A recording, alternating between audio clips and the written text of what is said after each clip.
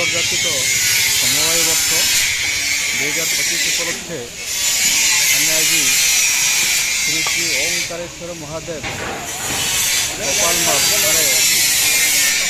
आमर उपनिबंधक समवाय समिति समूह सहकारी निबंधक समवाय समिति समूह सम्बलपुर मंडल एवं स्टाफ एवं ब्रांच मैनेजर एवं स्टाफ समस्त आज मंदिर प्रांगण में एकत्रित होती समस्ते मिसी आज मंदिर प्रांगण में समस्त अलिया आवर्जना को जेहेतु स्वच्छता अभियान उपलक्षे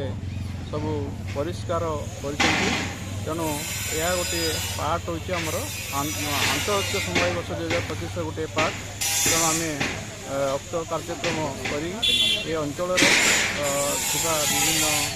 मंदिर को आसीथिबा समस्त भक्त मानकर उपकारार्थे आम ये प्रांगण को आज सफा कलु